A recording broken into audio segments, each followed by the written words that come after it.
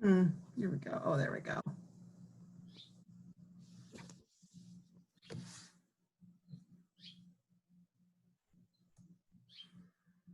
We got lots of people coming on.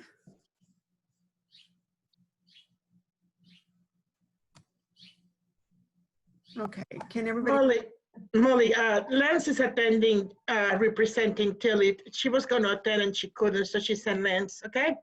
Yeah, that's great. She sent me an email this morning. Thanks, Rose. Oh, no problem. Can you all see the screen?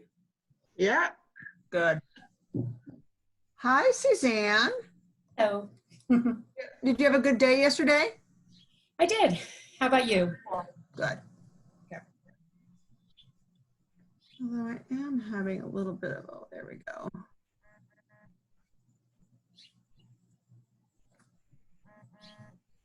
Oh, Tina. Okay.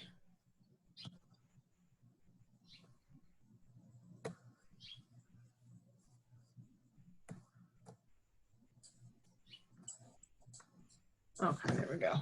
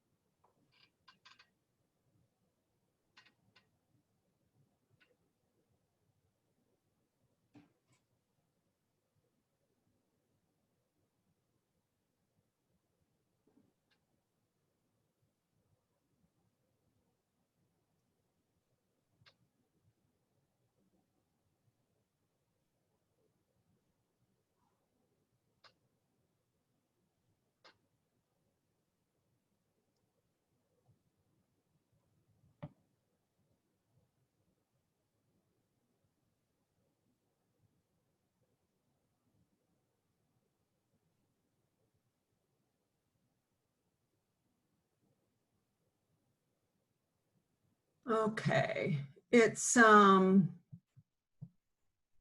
o'clock.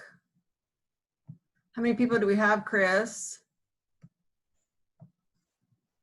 We have 14 right now, and we had 21 who responded yes to the event. Okay, well, we'll wait just a minute more. Let's see if we can get more folks here. I know Tilly's not going to be here.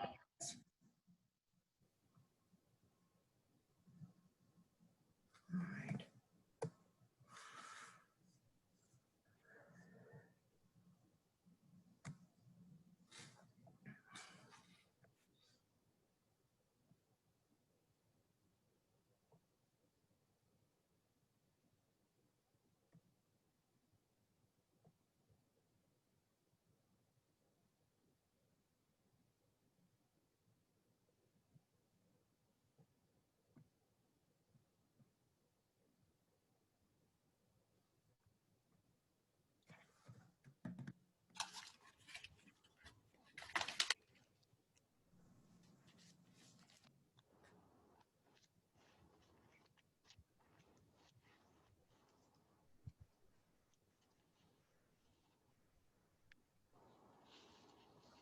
All right, Chris is going to keep. Good morning, everybody. This is the informational meeting for the new sector investments. Chris is going to be monitoring the chat. Tina and I are going to be presenting, and if you have a question, let's go ahead and just address it as we go through. So we have an hour and a half. Tina and I only have 22 slides, and mine are going to go very quickly because it's just kind of a setup for what got us to this point. So we should have plenty of time to address any of your questions. So if you have a question, just go ahead, and as soon as we finish that slide, then we'll stop and address it then. So we want to make sure that everybody has plenty of time to address the intent and the actual logistics of the investment that's going out now. So I think we'll go ahead and get started. So as I said, I'm going to do the setup. We're going to go through the regional planning, the implementation, and the outcomes that we have, all the things that we've already done. The planning, how we decided to implement strong workforce, the purpose of the sector investments, and then the process for this RFA.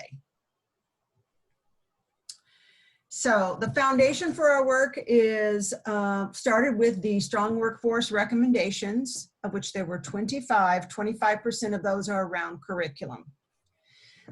From that, the region came up with their own recommendations of what was important, and that turned out to be career pathways, work-based learning, job placement, employment readiness, data research, and marketing. The region decided to build an infrastructure to be able to move the students through. So built their infrastructure around the students. From that, there were regional priorities, and then subsequent following were regional investments. So again, career pathways, onboarding, work-based learning, employer engagement, data research, and marketing. So data research is the foundation of everything that we do. Employer engagement is the new focus, which it's always been the focus, but it's really been, being brought to the forefront by the new Vice Chancellor, Shani Weber, and that is that our work in career education is built around employers and engaging with employers to provide those up-to-date programs, work-based learning, job placement for our students. And this is all really, if you look at the guided pathways, it's really built under completion by design. And so the focus of the regional sector investments are around curriculum, career pathways, student success, which is that very middle part that will be part of these investments if that's what your campus chooses to do, and getting to our workforce outcomes. So these are the career pathways and student success. I just pulled out the ones that were salient to what we're doing. You can Google strong workforce recommendations, the task force recommendations, you can see all 25. Develop and broadly publicize industry-informed career pathways, enhance career exploration, work-based learning, and provide supports for students, enhance professional development for CTE faculty, and currency and relevancy of our programs, which is central to what we're doing with these sector investments. There are 5, the recommendations around the curriculum are numbers 5 through 11 of the 25 recommendations. And that's why they're not numbered in sequence here. Number 7, revise the curriculum to ensure alignment from education to employment, which involves engaging the employers up front. Evaluate, revise, and resource the local, regional, and statewide curriculum approval process. The evaluate and revise, and potentially resource depending on local, but it is program review, which is what we're talking about here with the sector investments. improve program review, evaluation, and revision processes to make sure we have program relevancy, which is really the heart of strong workforce. Facilitate curricular portability, which is also what we're trying to do. So when we, create a program in advanced manufacturing program at one college, even though it may be focused on something different, looks like a program at another college for the students. Develop and identify and disseminate effective CTE practices, which we have started to do with our first promising practices. So as you all know, this is the model that we built with our connections to our external organizations, high school, adult ed, and the workforce, other workforce organizations. And then the first is intake. This is all, that's that connection piece under completion by design. The center part is their pathway preparation, their work-based learning, and then employment readiness. And then of course, we've always had transfer, but now we've added to that job placement in addition to another pillar. So very briefly, these are our outcomes. You've all seen these over the last few months as we got the 17-18 and then the 18-19. We basically, on our enrollments, we've stayed level, which we are outperforming the other, all students. So enrollment has declined, but not in career education, just a slight, a few thousand in the 18-19. These are our non-credit workforce milestone, which continues to go up.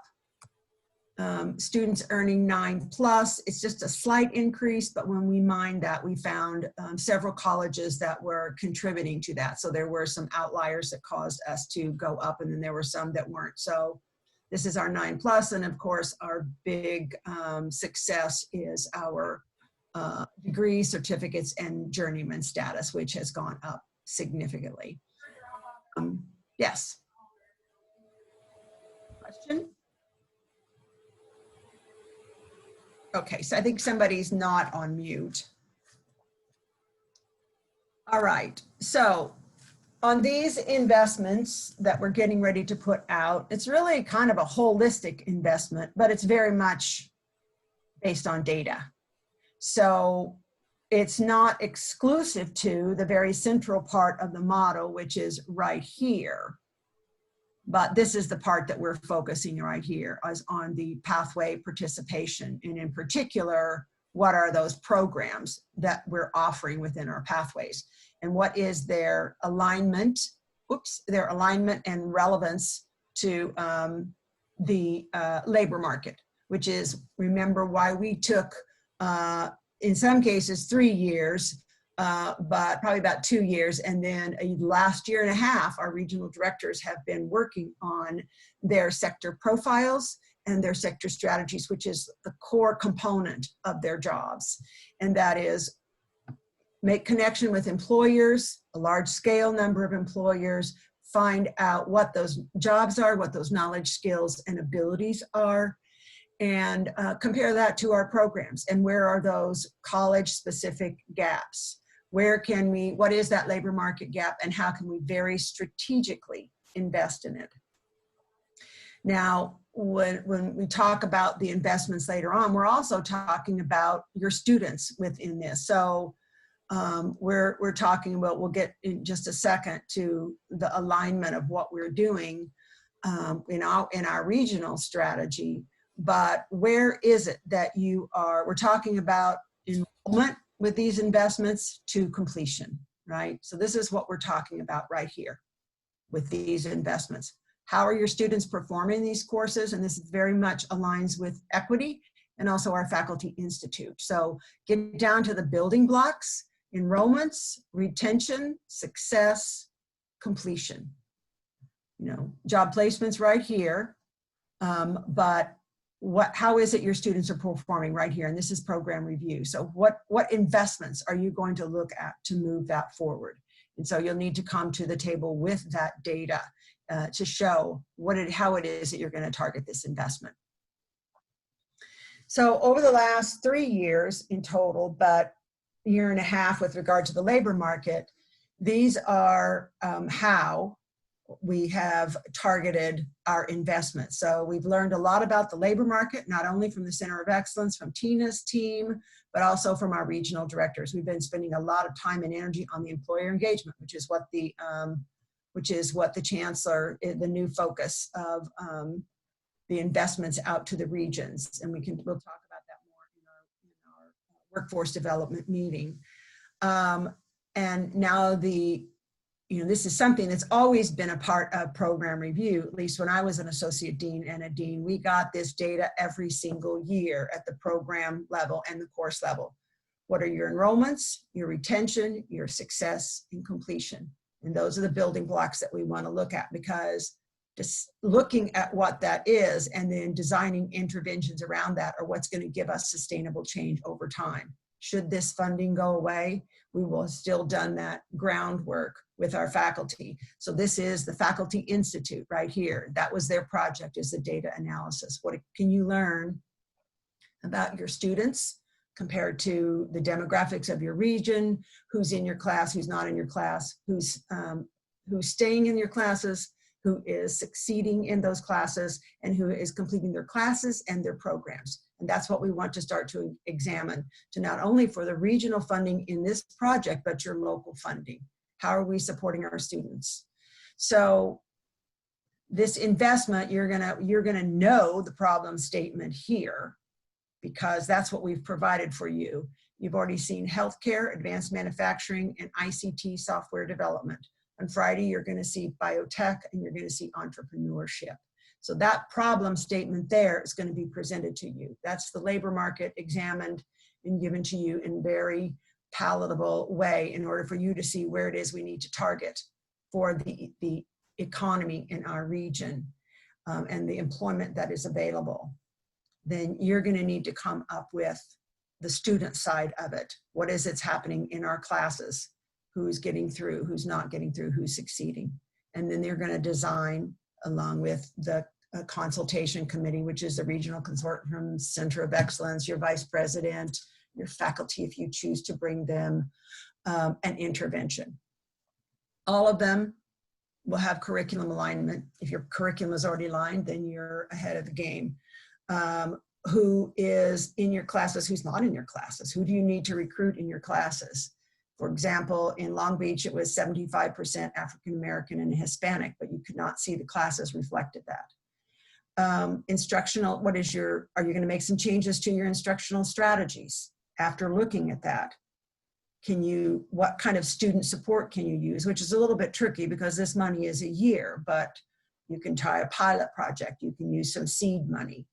Part of this is also for this student support piece to get you to think about, to use this money to examine where you are, to think about how you can use your local money closer to the students. And then work-based learning, integrating work-based learning into your instructional design, and then professional development for faculty. Professional development for the faculty may be local, could be an externship that you started to give some of your faculty. If it's something that everybody wants, it's possibly something we can do on a regional level. And Tina, do you want me to stop sharing, Tina, so you can take it? Yes, please. Thank you. Okay. So are there any questions so far?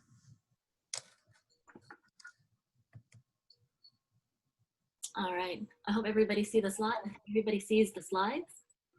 Okay, excellent. So we wanted to walk you through the new RFA process. It's supposed to be simplified and a collaborative effort between the regional consortium and the colleges. So if you haven't had a chance to go through the RFA in its entirety, I'm going to walk you through the process and these 5 milestones. We wanted to make it not intimidating because we know that the letter of intent is going to be due during this month. And so as I walk you through it, if you have any questions, let me know. But most of the content for the letter of intent has already been provided for you. So I'll walk you through each of these milestones and explain what you need to do and what the steps are. And then we can go from there. So here are the 5 main milestones that we wrote in the RFA. The first one is to attend the RFA information meeting, which you've already done. So kudos, that's already checked off. The next thing to do is to complete and submit a letter of intent, which is section 4 of the RFA. So I'm going to walk you through that and what that entails. And then we'll have what are called project consultation meetings, basically in collaboration with the regional consortium. The college and the consortium will work together to develop the scope of work. And that's what's going to be used as the contract information when the regional consortium executes the contract with the college. So again, it's a collaborative effort. We don't expect you to outline every single thing of your project plan immediately for the due date in October. Then number 4, once we're done with that collaboration, that consultation, then you'll submit that RFA response form, which is what you've typically seen in previous RFAs before. So again, it would be helpful if you have some kind of idea of all the sections in the typical RFA response form, but it's not necessary for that initial due date in October. And then finally, we'll execute the contract and then have quarterly reports as agreed upon in those consultation meetings. Okay, so that's a quick general overview. Let me go through each of these milestones in more detail. So again, we finished number 1, so thank you for joining us today. Here's number 2, complete and submit the letter of intent. So the letter of intent is provided in the RFA as section number 4. It represents your institution's intent to respond to the RFA. It has 3 parts, a section that says problem statement, a section that states curriculum alignment, and the third part is the project description. In the problem statement, it provides 3 options, as Molly had mentioned, for you to select from, because those are the sector strategies that have already been presented at the WDC. Those are provided in an attachment A. So if you're wondering how to fill that out, all you have to do is check one of those problem statements. The second part of section 4, or the letter of intent, is a curriculum alignment verification. For all of our sector strategies, there has to be an initial assessment of curriculum and whether or not it's aligned to labor market information. All of the regional directors drafted up what KSAs or knowledge, skills, and abilities that are needed in order to be aligned with the curriculum. So if you've already had programs or courses aligned to labor market needs, then just provide a short description as to how your curriculum is already aligned. If not, and you plan to do this curriculum alignment process or step before implementing a sector strategy, then just put NA, or not, not applicable. So the first 2 sections or first 2 parts of the letter of intent are relatively simple. If you plan to go forward with a curriculum alignment and you choose one of the problem statements already provided for you. The third part, that project description, is a part where you can provide a short description of what you plan to implement. Again, it doesn't have to be fully fleshed out, but it gives us an idea of what to talk to you about when we meet for those consultation meetings. So as I mentioned, this letter of intent has been simplified. It's due October 15th. The first 2 parts should be easy to check off, or put NA if you need to do curriculum, if you don't need to do, if you plan to do curriculum alignment. And as I mentioned, those are provided for you. So the problem statements, if you haven't seen the RFA, are provided for you in attachment A. At the WDC, we presented on health, and Connie mentioned that patient care coordinators is a new possible intervention for that sector. Advanced manufacturing, Rishan presented on industrial automation careers, and then ICT and software development, which was the prior RFA that was released for the sector, on program alignment to industry needs.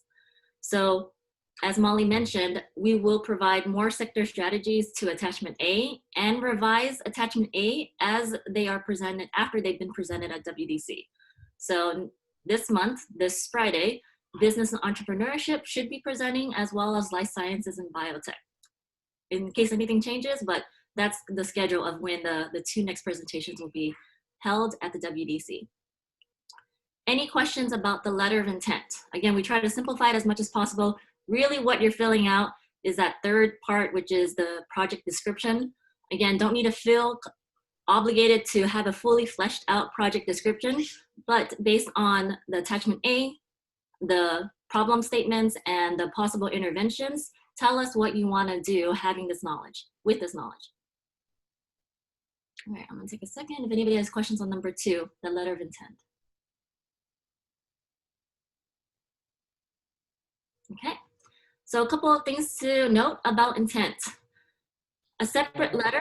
I have a question. This is Javier. So Hi. the word, hi. we're doing a letter of intent and an application. So just so I understand, or are they the same? I might have missed that part.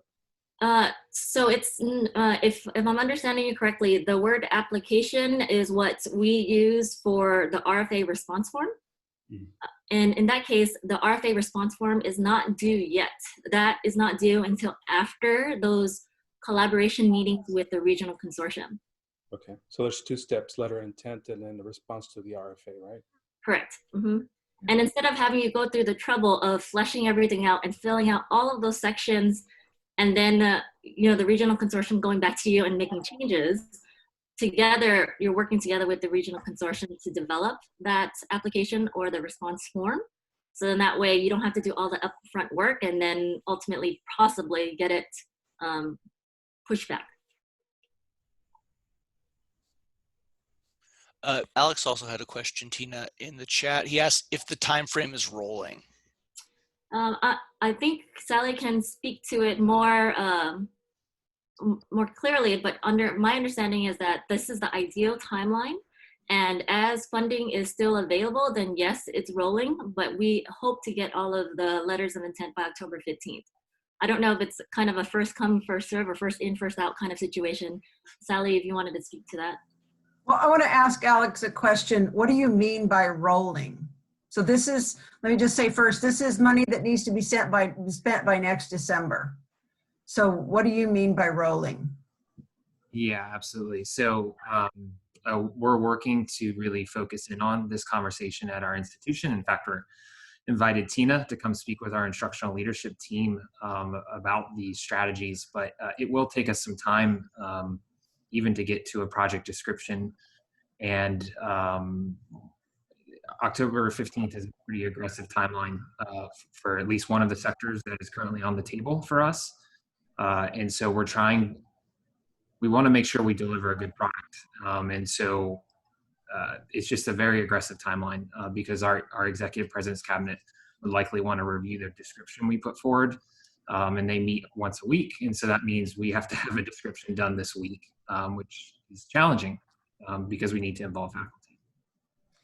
So I would say, first of all, you know, the longer you wait, the less time you're going to have to spend, right? And yeah, you can take longer, but once you decide to do it, you're going to be in a smaller window to spend. And that's not a negotiable thing anymore because we're going to start sweeping money later in the year, next year, and the chancellor's office is going to start sweeping money. However, I would say that you could shorten the timeline by the letter of intent is really, do you intend to apply for this money? And any information you have about your project, right? You can put on that and then that will move forward, setting up a meeting with the consortium, right? So I would put down, I mean, if you know what the sector is, I would put down, you know, what it is that you know. We can already start to talk about what it is that you want to do because it'll be beneficial to have that conversation together instead of thinking that you have to have it all the way down the road and then propose it, right? So you might want to think about that, Alex. Yeah, that makes a ton of sense. We really actually, I think it's a really good idea to have that meeting. It's just for some of these sectors that may be new for us. There's, you know, a lot of considerations about cost and can we sustain it after the initial project period. So we're going to move as quickly as we can. It's just, it's going to take us some time for some of these sectors. Yeah. Yeah. Again, I would say if you do think you want to, let's sit down and have that conversation earlier rather than later. I wouldn't worry about, that's what we wanted to shorten it instead of you taking a lot of time to put something together and then come to the table. So let's talk about, you know, what we could fund now, the region could fund, and then what it would need to be for later. So we could just have those conversations, but we don't want you to be in a smaller box than you are.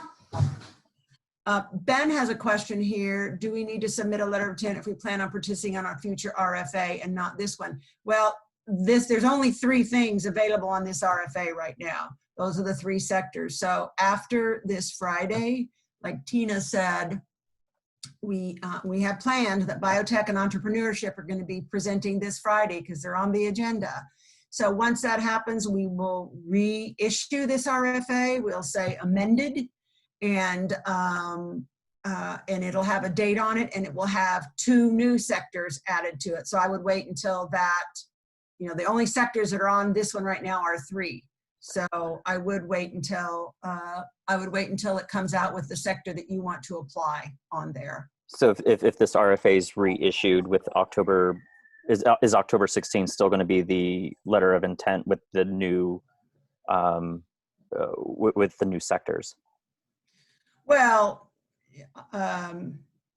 you know, we are, yeah, no, probably not. It's not probably not going to work for you all, but we wanted to put a date out there that, you know, basically we've got a year to spend this, a little over a year to spend this money. Well, probably about a year to spend this money. So it's sooner rather than later. There is more funding in the next year, but this is what we have right now that we need to get spent. So that's something for you to think about as well. What can be done, but no, if you can't make the 16th, you can't. That makes sense? This is jumping a little bit ahead, but just to give context to folks, here is the timeline. So we wanted to make sure that you had plenty of time to schedule meetings. It's very difficult to coordinate meetings between your colleges and the regional consortium based on everybody's busy schedules. So after the intent has been submitted on October 15th, you really have less than a month. Again, this is the ideal timeline to schedule those consultation meetings and kind of flesh out a little bit what you want to do in your application or the RFA response form. So the deadline, as Molly mentioned, is ideal, and we put it there for you so that way you will have plenty of time to flesh out the actual scope of work that you want to do. I'm not sure about your internal college policies if you have to run the project description by then, but it's not concrete, it's not set in stone.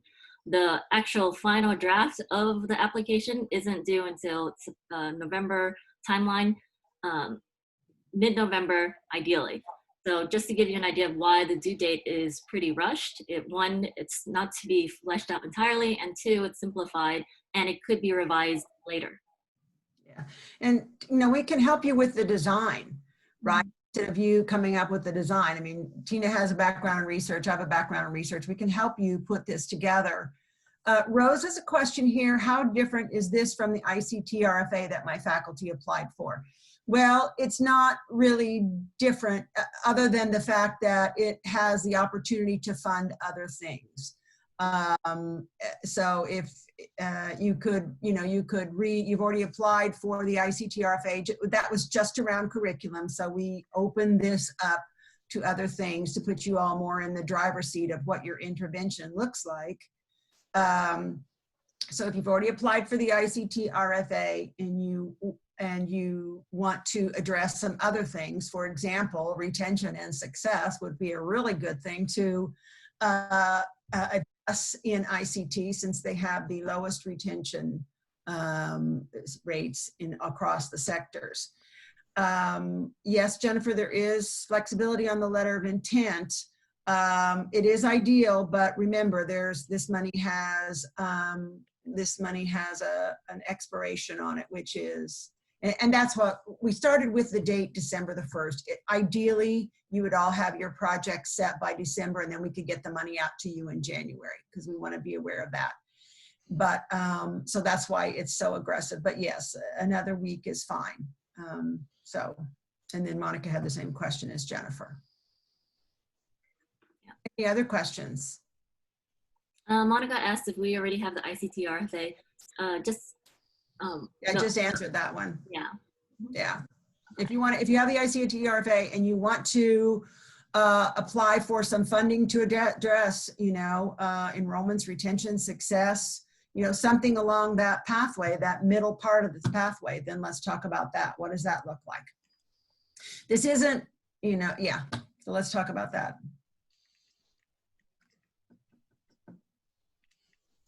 Go ahead, Tina. I think that's it right this minute. All right, sounds good. So moving on to milestone number 3. These are the project consultation meetings with the regional consortium that Molly and I just mentioned. These are meant to be collaborative. It's meant to discuss the scope of work, the funding model, for example, when deliverables are due, how much funding allocated per deliverable, timing, etc. And these consultation meetings are customized to each college. We understand that every college has different ideas and projects in mind. And so instead of having a broad brush for all of the different projects in the RFA, we're really trying to have the regional consortium work in collaboration with the college to scope out the work that you're going to do with this funding. Even though we said that you don't have to finalize section 5, which is the RFA response form or the application, whichever terminology you're familiar with, it is highly recommended that you bring some kind of draft because that way we can discuss it and you won't have to meet as many times if some of those sections are already pre-filled out. So just a highly recommended suggestion to bring a draft, but again, it's not completely necessary. We will have that discussion to help flesh out that scope of work once those meetings are scheduled. Okay. Important things to note about these consultation meetings. As I mentioned, this is going to help us develop that scope of work. That will help you fill out the RFA response form or the application. This will also allow the regional consortium to work with you to determine the total funding amount for your projects or the interventions. And it'll also discuss the types of deliverables that must be submitted, as I mentioned, the payment schedule, distribution amounts and dates, as well as those quarterly progress report contents. So with this funding, you have to submit quarterly progress reports at NOVA. During those consultation meetings, we can flesh out what that actually means, what type of content should be included in those progress reports. So again, this is a collaborative process, and it might be more than one consultation meeting based on how thorough your draft of that RFA response form is. And again, the RFA response form is in section 5 of the RFA itself. So it's included in there and you can just type in your information. The contents of the RFA response form or the application is similar to before. You have the targeted populations. Who are you going to serve? What are some of those major outcomes, leading indicators? What will change at your college? What is an outcome that you expect from this intervention? Those SWP targeted metrics. How are you going to implement and sustain it after the regional funds have been spent? What's your investment plan? So similarly, if you're going to use regional funds for something, what will you use your local funds for? Or how will you spend out the money based on those budget line items that you provided? And then finally, the signature page. So section 5 has all of these contents. Again, don't feel obligated to submit all of them with the letter of intent. This will be filled out as you progress through those consultation meetings and as you get more ideas about your project. Pretty clear? Any questions on number 3 and number 4? So the the final draft of the response form is ideally due by November 13th. Again, let's say that we've been meeting, the regional consortium and the colleges have been meeting for about a month. Between October and November, everything gets fleshed out. The ideal timeline is November, so everybody can go off on vacation. And then the contract will be officially executed, the period of performance will start January 1st. We understand that your internal board deadlines might differ a little bit, but the period of performance will be from January 1st through the end of the year. And here are all of those dates that we mentioned with you earlier. Today is the information meeting for the RFA. The 15th, which is due about 12 days from now, is that letter of intent. Again, it's a soft deadline. And about a month of time for us to schedule those consultation meetings. You might have more than one, depending on how much of your project is fleshed out. And then ideally, that final draft of the application or the RFA response form is due November 13th.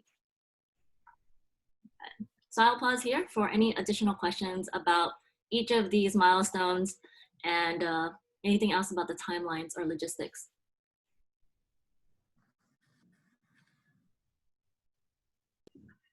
Can we ask questions about the attachments, or are we addressing that further along?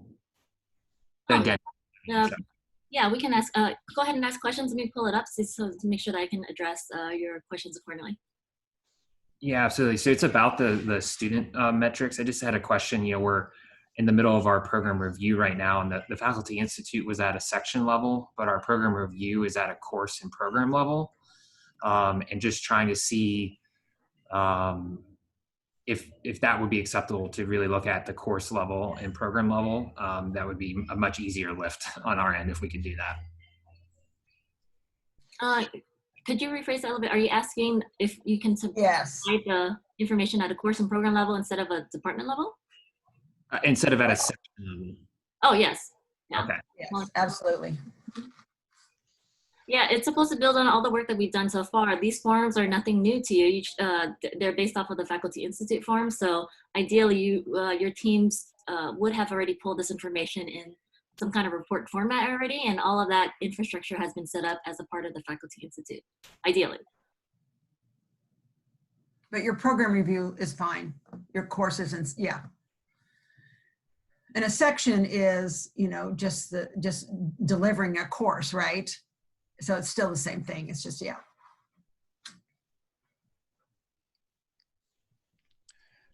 Al, you had your, you said you raised your hand briefly. Did you have a question?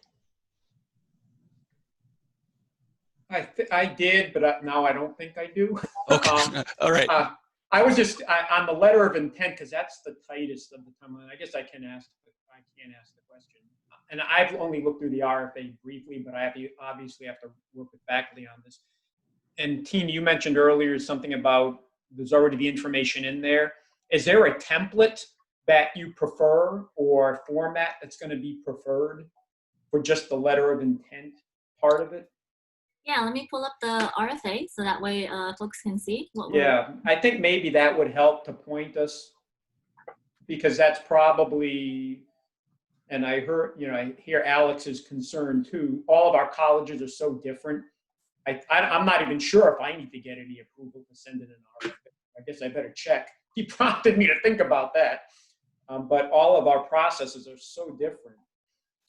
Yeah, I don't want you guys to worry about the letter of intent too much. It really is. I mean, put on there what you know, and to make it easier, we will work with you and help you design it if you know your problem. So the most important thing is for you to know where it is you want to invest, and what your data looks like. What is your problem? And we can help you with it. We can even help you put together your proposal, your response, or your application, right?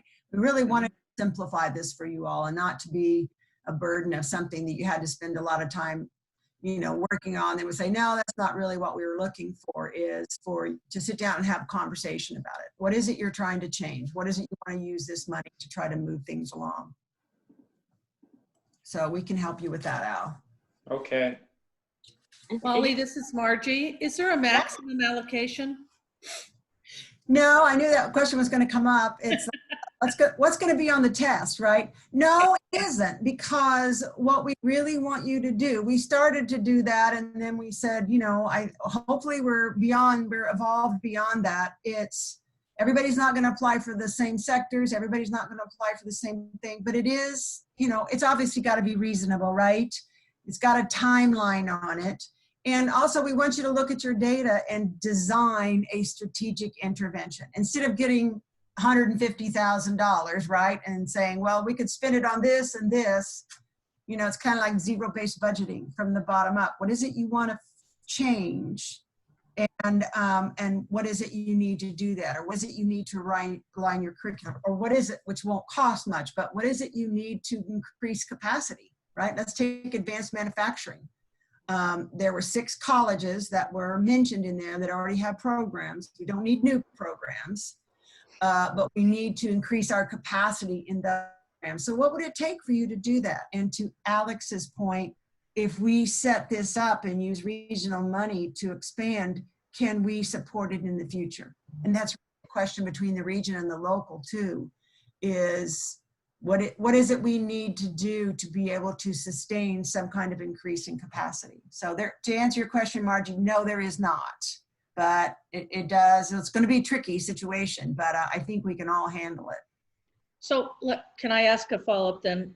So Of course. Industrial automation, and Palomar was one of those called out. So clearly that's an area that we're trying to wrap our mind around. Mm-hmm. But so we have programs, but if we don't have a space and need a space, I'm talking infrastructure, is that off the table? Or will you consider everything, especially if we put in our local dollars too? Well, and that's a good point. In situations like that, it would be a match, a sharing cost. No, Okay. it's not off the table. We just have to, we've got a certain amount of money, we've got a clock ticking. Some people will need things like that. Some people won't. So it's really to get everybody focused on what it is. If you did increase capacity, or if you did bring up to, that's why we wanted very specific information from the sector profile and strategies. What is it I we think really some sectors inherently are more expensive than others. And They are. so if you're going to do They that, are. okay, I just wanted to make sure, because I don't want to go down a path of thinking when there isn't an opportunity to do that. So I guess that's where we put our letter in. And then when we meet with you, we talk about what would that look like. Okay. Yeah, let's talk about it. It'll be, hopefully your vice president, should you choose to have that person there, but it should be the vice president there, and the regional director, and myself, and Tina, and your faculty, if you want to bring the faculty there. And let's talk about what this design looks like. I think it's very exciting to do this. I do know for advanced manufacturing, we're low on advanced manufacturing in East and South, right? So that's a discussion, we got this money to meet the labor market need and increase capacity. More and better. The better means aligning your curriculum, and it means getting more students through. And the more means increasing capacity in the areas that we need to increase capacity. So no, it's not off the table, but it needs to be, reasonable, whatever that means. Can I just ask a question back to the original ICT RFA? Because in that RFA, it indicated phase 2 and phase 3 RFA. So is this replacing that phase 2, phase 3? Yeah, we just kind of threw it back in there, Monica, to open it back up, because we have just focused on curriculum. And so, yeah, it is. Okay. But, and again, it still needs to be around that box, right? From enrollment to completion, right? What is it we're going to do to increase those metrics? What is it we're going to design strategically to make that happen? So yeah, that's exactly what we did. Thank you. Okay, thanks. I find that at informational meetings for RFPs or RFAs, it'd be helpful to walk you through some of the contents, especially since this one is due soon. Again, it's a soft deadline, but essentially what we really need from you is, what's your institution? Who's going to be the project lead? Again, that might end up changing, but for now we need a point of contact, and the email. As I mentioned earlier, the problem statements have been drafted for you. It's an attachment A, and we mentioned that they will be more will be added to the RFA with an amendment. So just select health, advanced manufacturing, and ICT. If you haven't responded to the ICT RFA, here's an opportunity for you to do so, and then do the curriculum alignment piece that was in the original RFA. We want to make sure that all sectors are aligned with the labor market. So the regional directors, as I mentioned, drafted up those KSAs, or knowledge, skills, and abilities, in attachment A in the problem statements. So if your programs currently aren't teaching for those knowledge, skills, or ability and aren't aligned, then that should be the first step in your project, is to do that alignment. However, if your college is already aligned and you don't want to do this, then describe how your curriculum is already aligned with those KSAs. So we want to make sure that curriculum is aligned before funding is also contributed to the project or intervention that you have in mind. So those are the first two sections. Again, if you do plan to do a curriculum alignment, then just type in NA. So that's all you have to fill out for these first two. Check one of the sectors, type in NA if you really need to do that curriculum alignment piece. Then the thing that you might want to think about is a little bit more is in the description of a project. Just provide a brief description of what kind of intervention does your college want to propose. And again, attachment A, those statements drafted up by our regional directors provides possible interventions or projects that you can refer to. So type in there, and again, please don't stress out about this. It's for us to plan logistically too, because we need to accommodate how many projects and look at the budget, as well as which resources to provide for you. So this is more, this entire letter of intent is really more to help with some of those logistical issues, as opposed to making you flesh out everything right off the bat. Yeah. Okay. So that's the letter of intent, and that's what's due within 12 days or so. But again, it's a soft deadline.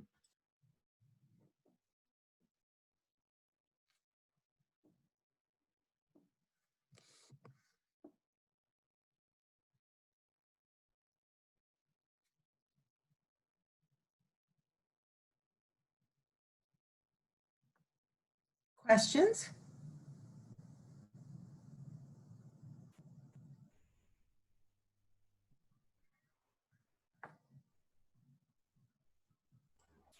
I have another question, sorry.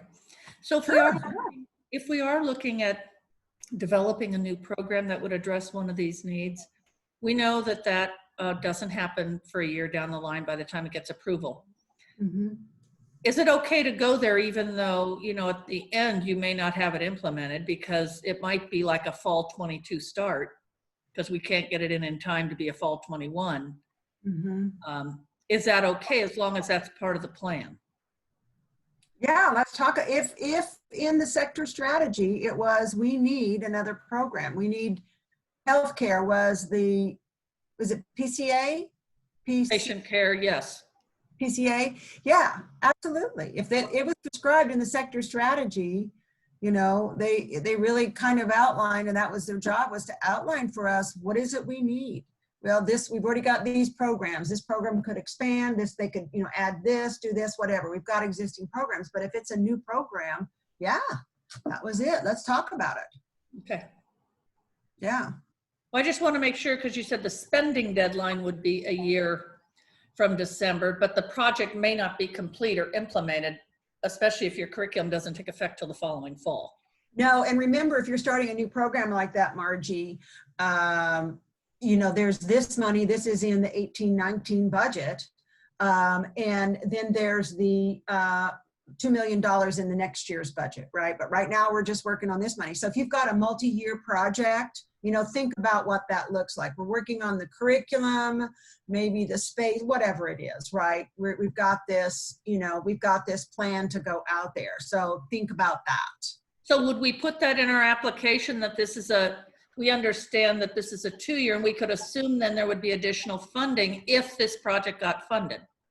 Yeah, I mean, that's what we've got to do, all right?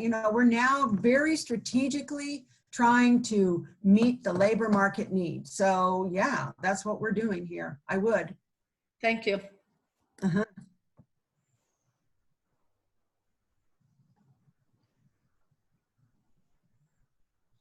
Okay, Miracosta is likely to go patient care coordinator, but our MA program, MA is what, Al? It's medical assisting. We call it MAP, medical assisting professional. Already has these components, I guess. Yeah. Other aspects of the grant than the curriculum development, that would be minimal. Because I'm saying curriculum development for us would be minimal, probably. Oh, okay.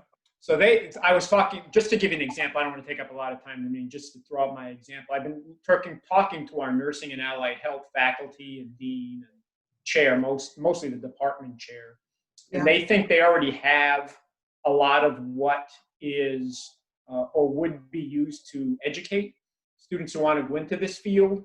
So it's a matter of us trying to figure out what else we can do because, and again, they may not have the curriculum, but at least they think they do at this point. Okay, so you're talking about repackaging.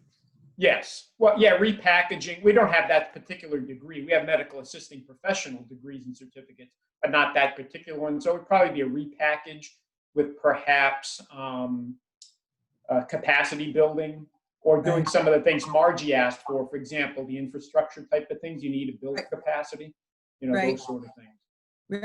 Yeah, no, let's look at that. Let's look and see what that would be. So that's easy for you. You've got the curriculum, but let's talk about what that would look stuff. about.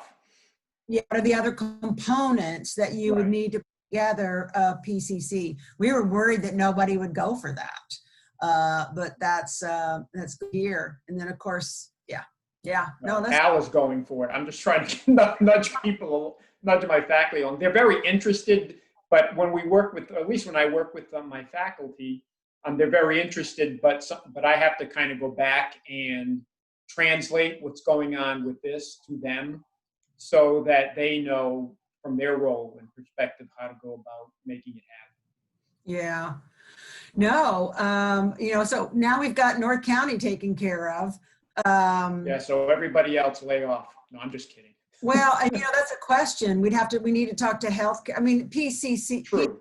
PCC, they're PCCs, yeah, PCCs. DCC. I assume that is something that certainly two programs could support because there is such a demand, right? But hopefully there'll be other regions in the county because those people are going to be, it's not a high wage job, right? So those people are going to be. No, it's not. Well, Yeah. the market may be there too for incumbent worker training. And so that's something to True. consider also. Yeah. Mhm. Yeah.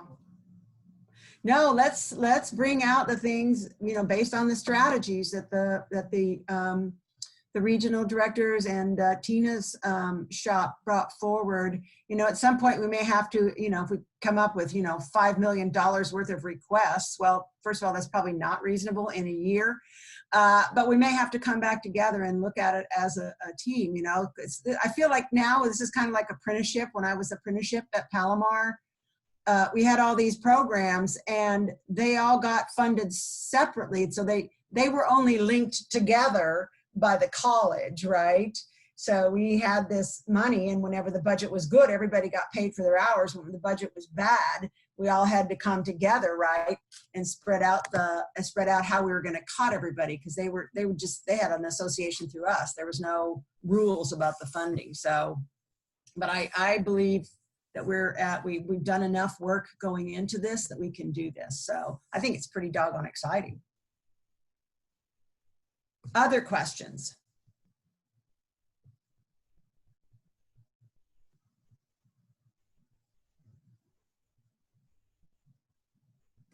And we'll be able to, if you want to have another, as soon as you want to have a meeting, a consultation, just contact us and we'll make time, to help you work through whatever you want to. We want to try to take away, some of your burden, because we heard that from you all as well, and make this more simplified.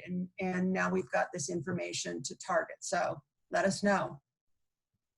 If you think of some questions, email us and such.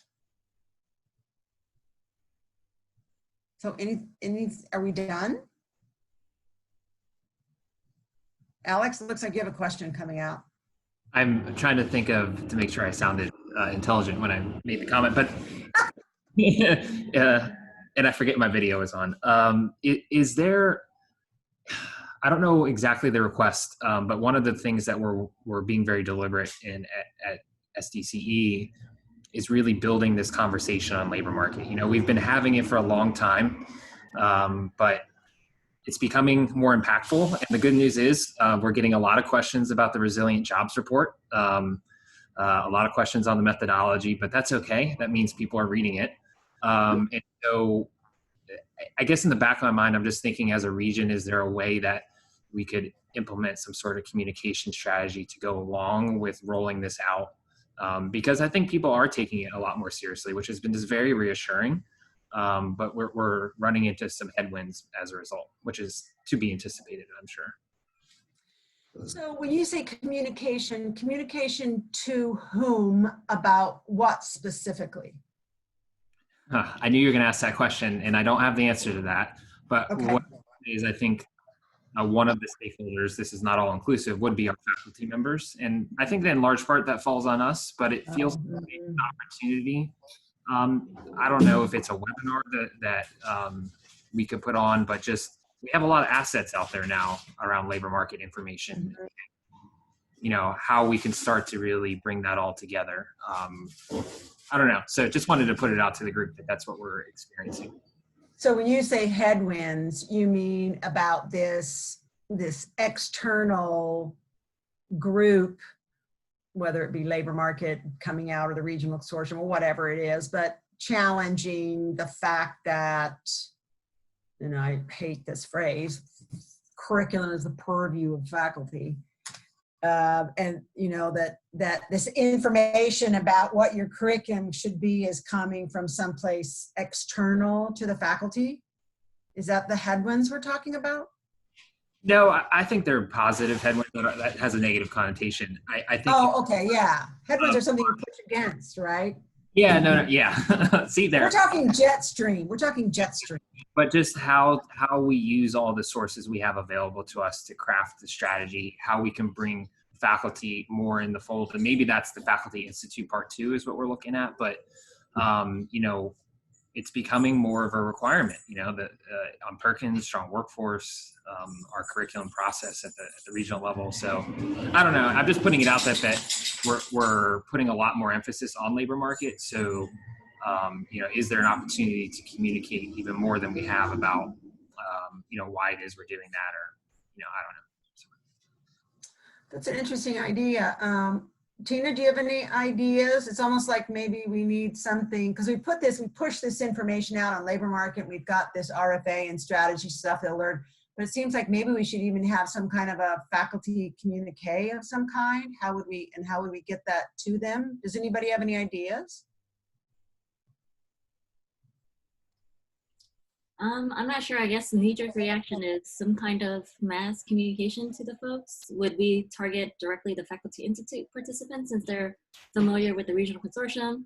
Or would we send it out to all the colleges and have them forward this announcement or whatever PR, for lack of a better term, that we might send to the colleges?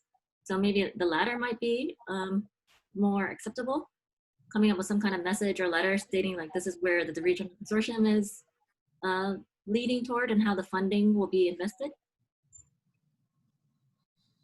Yeah, because the Faculty Institute doesn't have anybody. That's kind of what I thought would be something it would need to be go through like you all to get out to the faculty that would have this pertinent information in it.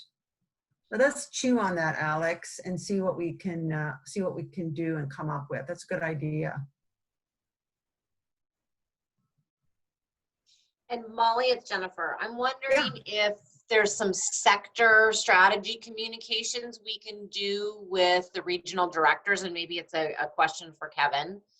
And I don't know if it was CCCOE or where I kind of heard the idea of a number of the regions, the regional directors having regular communication with faculty.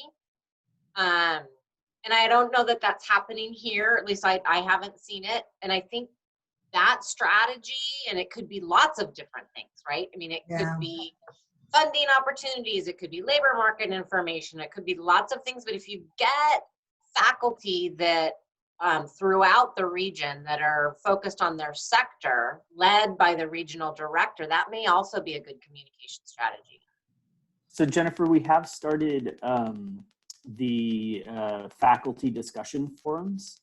And we're currently trying to stand up a couple more of the sectors to do that. But like I think health is coming up within the next few weeks. We started with advanced manufacturing, where they're pulling K through all the way like K through 16 teachers, faculty to discuss exactly what you're sharing. So that's an opportunity that the regional directors are working on, and it's been very successful. And yeah, I would think so. You know, for example, Rushan has industry at every one of them. She shared her presentation and her findings there. Connie will be giving an abbreviated version of her presentation within hers coming up and so forth. So that's something that they're working on as well. Yeah, and I think I'm thinking more of kind of like regular communication because the kind of the forum, some can make it, some can't, but if there's a place where information is regularly sent out, to include, you know, lots of different topics like we're discussing, then faculty will get used to getting that information on a regular basis from the regional director. You know, yesterday we had our clinical advisory meeting for the community college just for San Diego, and Connie was able to speak, and so it was a really great opportunity to see the regional director interfacing with the subject matter experts that have very specific ideas and much more formulated questions on some of the tactical pieces of the jobs and stuff. And so I think it is a really critical piece so that we can formulate good RFAs. You know, it's something that we really want to do in our areas. So I'm very supportive of that. So we could take, you know, this is something that I was thinking, you know, once we got these, this is the next evolution, right? Once we got this sector specific information, we want to create that ongoing dialogue with the faculty, right? Take Alex's idea and make it sector specific with the faculty. First of all, they'll be more likely to read because it's just about theirs. So we can create this community of practice or listserv or cohort of the faculty within that sector. And then they can have that organic connection with the regional director and also create that space. So let us work on that design. What we'll need from you is we'll need to have all the faculty in your area, and we can start to make that connection. So when we come out with something like a new information, then they have been a part of it all along, and it'll also get them involved in this connection to employers and this evolving information. So I think, yeah, let us work on that. And see if we can't get that, and then we'll get back with you. I think Chris can help design something like that. He's real good at that. Great idea. Other questions, comments, concerns?